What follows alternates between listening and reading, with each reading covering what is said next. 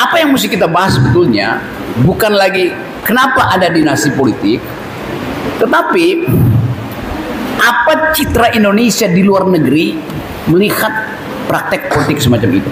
Lalu wakil presiden mengucapkan sesuatu yang berbeda dengan 3 menteri di kabinet yang sama.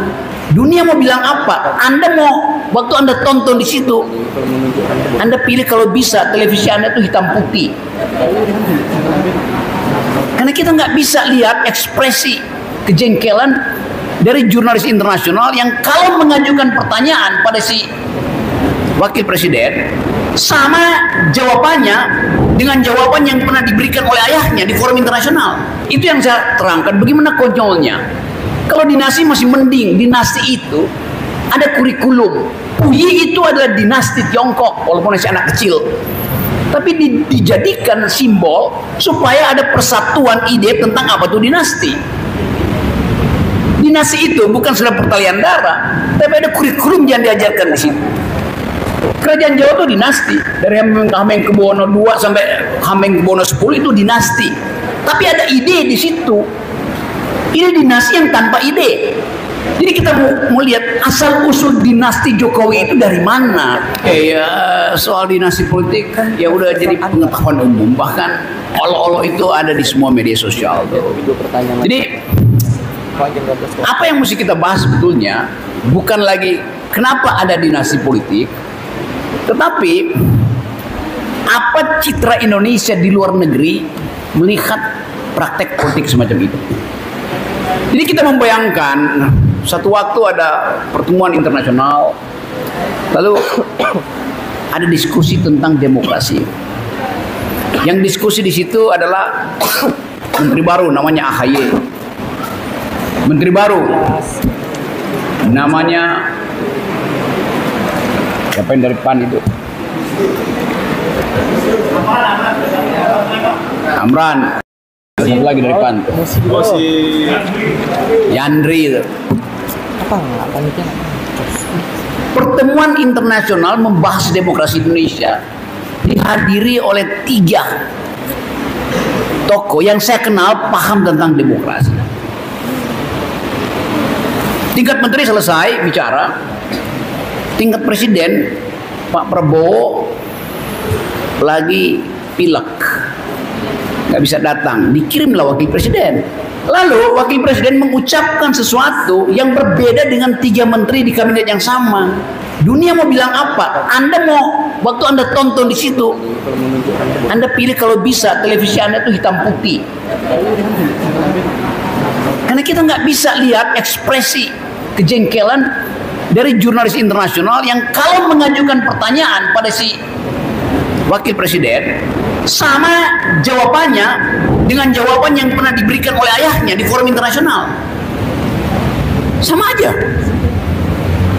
Jadi itu yang saya terangkan bagaimana konyolnya. Kalau dinasti masih mending, dinasti itu ada kurikulum. Puyi itu adalah dinasti Tiongkok walaupun masih anak kecil, tapi dijadikan simbol supaya ada persatuan ide tentang apa itu dinasti. Dinasti itu bukan sudah pertalian darah, tapi ada kurikulum yang diajarkan di situ. Kerajaan Jawa itu dinasti, dari Hamengkubuwono II sampai Hamengkubuwono X itu dinasti. Tapi ada ide di situ. Ini dinasti yang tanpa ide. Jadi kita mau lihat asal usul dinasti Jokowi itu dari mana. Dari telepon seorang bocah yang memimpin sebuah partai. Bocah itu menelpon suami dari tantenya supaya kakaknya bisa dijadikan wakil presiden berdasarkan perintah bapaknya. Itu dinastinya. Sangat dangkal. Bukan Anda bayangkan dinasti Kennedy yang dari awal memang dididik untuk bertengkar, dididik untuk mengucapkan gagasan tuh. Itu dinasti, tapi di dalamnya ada kurikulum. Ini dinasti tanpa kurikulum. Karena itu kedinastian dia di bail out oleh Mahkamah Konstitusi. Dinasti yang diagungkan pada Mahkamah Konstitusi, dinasti yang preminya dibayar oleh Mahkamah Konstitusi. Jadi sebetulnya kita mau terangkan ini sebagai satu teori baru di dalam dinasti, itu teori yang paling dangkal dari dinasti itu.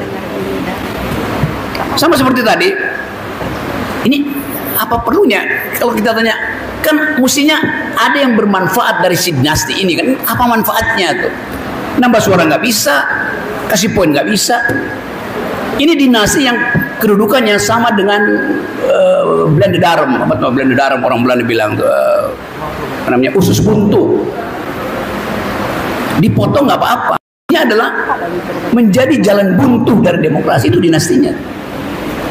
Jadi kita akan catat teman-teman bahwa Anda generasi baru harus punya imajinasi Kita tanya lagi nggak? untuk mengucapkan bahwa kita bukan sekedar jengkel pada Presiden Jokowi, tapi kita malu dengan perilaku dia tuh. Nah, apa yang mesti dilakukan di dalam aturan perundang-undangan? Kalau seorang presiden sudah melakukan perbuatan tercela, maka dia layak untuk di-impeach. Betul nggak Pak Refli? Ini perbuatan yang sangat tercela, memanfaatkan Mahkamah Konstitusi yang tugasnya menjaga konstitusi, dipakai untuk menjaga dinasti. Itu perbuatan tercela. Jadi mestinya sudah dimulai proses untuk mengimpeach presiden. Karena ada faktanya. Coba disurvei, tanya pada seluruh rakyat Indonesia, ini perbuatan tercela apa enggak tuh? Setiap hari ada meme baru tuh. Sekarang kalau Anda mau cari Mahkamah Konstitusi di mana, Anda nggak bisa lagi ketik Mahkamah Konstitusi, nggak ada di Google. Adanya Mahkamah Keluarga, Anda ketik Mahkamah Keluarga, Anda akan diarahkan menuju Mahkamah Konstitusi. Udah sampai segitu olok-oloknya, coba bayangin.